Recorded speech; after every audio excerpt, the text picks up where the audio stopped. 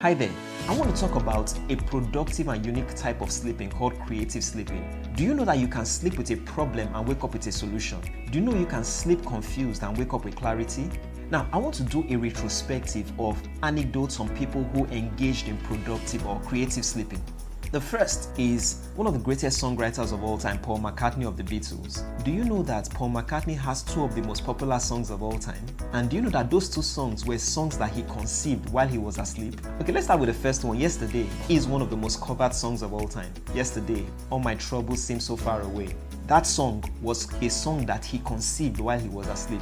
Now let's talk about the second song, Let It Be. Let it be, let it be, let it be. Singing words of wisdom, let it be. That song was also conceived while he was asleep. And what's the story? He was going through a tumultuous time in his life, and he slept and had a dream, and his mother appeared to him and said, "Don't worry about everything you're going through. All will be well, just let it be." But that's not all. Let's go to other people. The most popular Rolling Stones song of all time, Satisfaction, was conceived by Keith Richards while he was asleep. What about electricity? Electricity was created by Michael Faraday. He saw those equations in his sleep. Can we go on? Of course we can go on. Alright, so what about Albert Einstein? Albert Einstein worked on the theory of relativity for many years. And one day he was walking and he was stuck. He didn't seem to be making any progress and he slept. And he saw in his sleep the words E is equal to mc squared. Look, I can go on and on. James Cameron is one of the greatest music directors of all time, behind Avatar and Titanic, the two highest grossing Hollywood movies of all time. He says, most of my ideas, I get them in my sleep. Now, how can you sleep creatively? The major key to sleeping creatively is that if you are thinking about a particular thing predominantly in the last 2 hours before you fall asleep, you are bound to sleep creatively. I'll take it again. If you think about a particular thought predominantly in the last 2 hours before you fall asleep, you are bound to think creatively, especially if you do it habitually. So if you are somebody who is constantly thinking about maybe textile, or you are thinking about import and export, or you are thinking about events planning, and it is the most dominant thought in your heart throughout the day, even if it's not throughout the day, the last 2 hours before you sleep,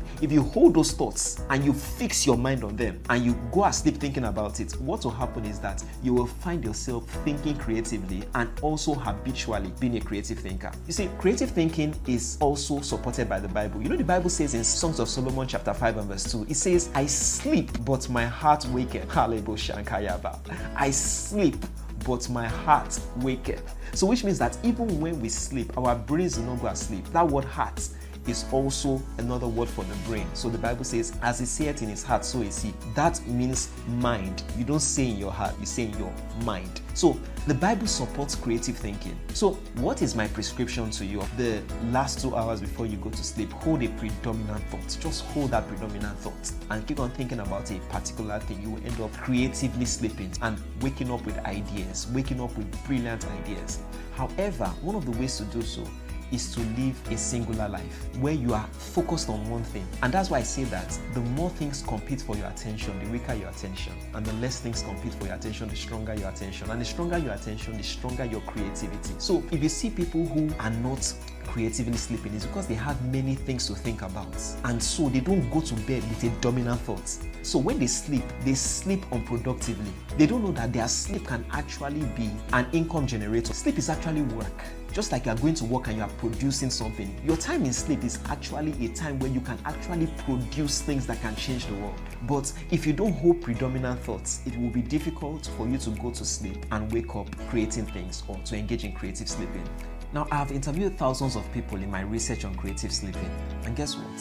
When I interview people who have lost a loved one, they tell me that after losing a loved one, every time they sleep, they see something, they get messages concerning the loved one or something, or they keep on seeing those people in their dreams. Why? Because when they lose a loved one, it's a very intense emotive experience. So they end up carrying that predominant thought through that season. And that's why when people lose someone that they really love, they love dearly, they end up engaging in creative sleeping, which means they're getting insights. The person is telling them that, okay, don't worry, I'm in a better place or something. They're getting insights on the afterlife of that person because they hold that thought predominantly. So the key to sleeping creatively is holding a predominant thought. If you take a predominant thought to sleep, you will sleep creatively inadvertently. You will sleep creatively. It will happen with automaticity, and you'll find out that you are creatively sleeping. And if you make that a habit, that I'm going to hold predominant thoughts throughout my life. I'm not going to be careless in my thinking. I'm going to be somebody who holds predominant thoughts. You find that you are sleeping creatively. The same thing for people who a good thing happened to them. When people have a major, massive promotion or they hit a major landmark in their life, there's a major milestone that occurs. From people that I've interviewed, and I interviewed hundreds of people, they say that during those intense moments of my life, I had a trend of creatively sleeping. Wow. May you sleep creatively every day of your life. I wish you the best. Do have an amazing day. Bye for now. Hi there. I want to talk about how repetition inspires creativity. You see, I'll give you the example of 4 icons. The first one is Mark Twain. Mark Twain said, I walked and thought. That every time I wanted to get inspired with thoughts, I took a walk. Goethe paced and dictated. Charles Dickens rode on horseback to get inspired. And Mozart composed in the back of a carriage. So 4 of them, Mark Twain, Charles Dickens, Goethe, and Mozart. All these 4 icons had one thing in common. Every time they wanted to get inspired, every time they wanted to create, they moved. Every time they wanted to create, they moved. So once again, Mark Twain paced and dictated, Dickens walked and thought, Goethe composed on horseback, and Mozart at the back of a carriage. Now, I want to explain why this works. The brain is divided into the logical brain and the creative brain. One more time, the brain is divided into the logical brain and the creative brain. The logical brain performs functions like verbal functions, analytical, logical functions, that's where you do your maths, your analysis, your English, composition of sentences and all that. Then you have the other brain, the creative brain, that controls emotion, intuition, and creativity. But guess what? When we engage in repetition, the creative brain becomes more dominant and the logical brain becomes less dominant. So the creative brain becomes the more dominant brain when we engage in repetition.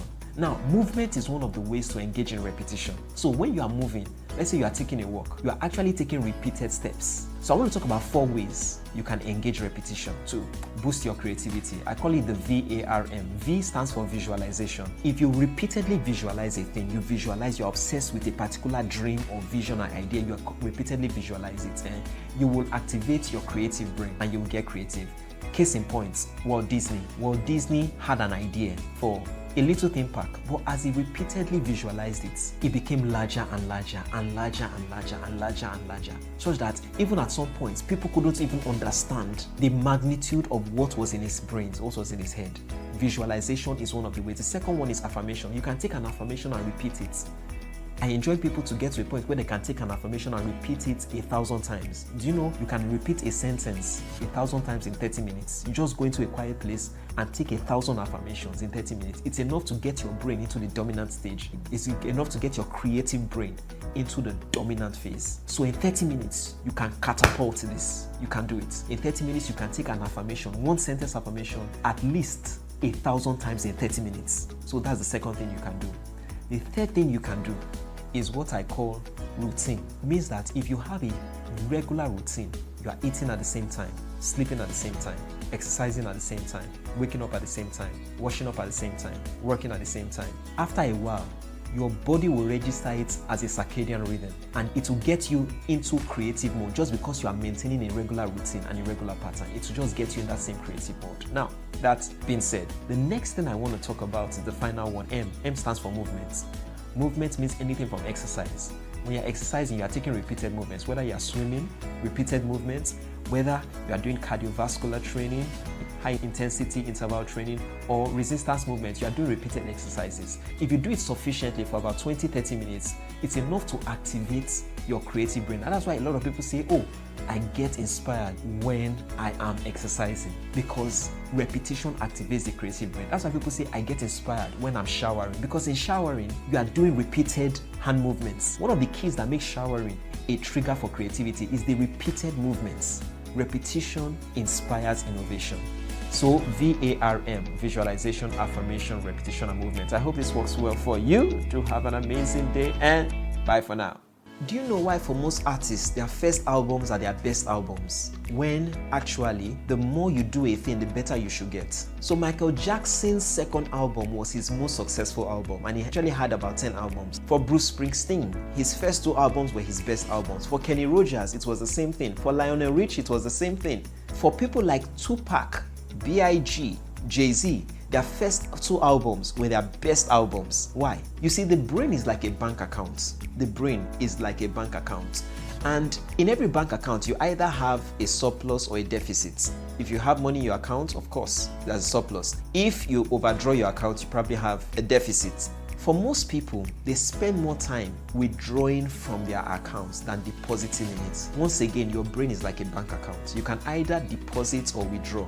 If you make more deposits than withdrawals, you have a surplus. If you make more withdrawals than deposits, you have a deficit. So for example, when you go to work and you are servicing clients, you are using up mental energy, that's a withdrawal. If you are learning on the job, everything you are learning is a deposit. Everything you are learning is a deposit. But if you are doing more of servicing than learning, then there are more withdrawals than deposits. Let me give you an example. Do you know that sometimes what we eat withdraws from our brain than deposits in it? So when we eat a lot of processed food, the brain requires more energy to process it. Let me give you an example.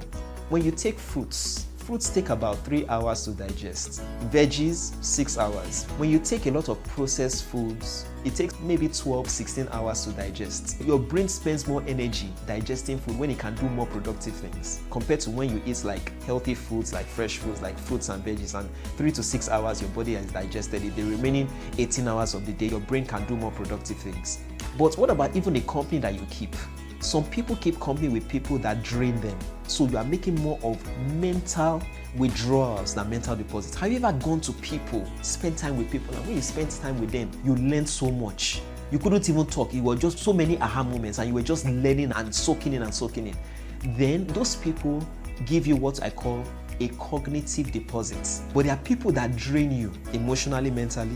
You are the teacher in every session. You are the one saying, no, this is the better way to go. You are the one teaching in every session. That's a mental what? Withdrawal. All things being equal. Notice I said all things being equal. If your life is made up of more withdrawals than deposits in all categories, in all ways, in all spheres, put together, all things being equal now, put together, you find out that there is more of a mental deficit than a mental surplus. Now that explains why as certain people grow older, they become demented. They become less smart, they become less frugal, they become less creative. And that explains why as some people grow older, they become even more creative. And I'll give you an example. Joe Biden is America's current president as I record this video. And as he has aged, you can see that he has become more cognitively deficient. But guess what? Warren Buffett is in his 90s. He's a nonagenarian. And guess what? Warren Buffett is getting smarter by the day. He's still reading. At 90, he's still very cognitively astute. But Joe Biden at 80 is cognitively deficient. It's a function of what? Were you making more of cognitive deposits or cognitive withdrawals? I want to say to you, are you constantly evaluating your life to make sure that you are making more of cognitive deposits rather than cognitive withdrawals? Because if you are making more deposits, you'll find out that you are getting smarter and more creative by the day. Let me go back to the story of artists. When an artist is yet to gain popularity or yet to get a major record deal or to blow into fame, shoot into stardom, he's spending a lot of time working on his talents, writing songs, rewriting songs, searching for new songs and, the hottest trends in the industry. That hunger is there and they are learning and they are making a lot of cognitive deposits. But guess what? When they break into stardom, today they are touring. When you are touring, what are you doing? You are giving out a withdrawal. You are giving out withdrawal. They are touring today. They are having a merchandise deal tomorrow, endorsement deal. They are giving out. The next day, they are somewhere else doing a reality show. They are doing an interview on one show or the other. They are just doing a lot more withdrawals. And after a while, you see that there's a creative decline. The artist that used to write his own songs is now going to people to write songs for him. The artist that used to be so creative with ideas and music videos and everything is going through a decline. Why? Because he's engaging more in cognitive withdrawals than cognitive deposits. I hope this works for you. I hope you make more of cognitive deposits in your life than withdrawals. Do have an amazing day. Bye for now.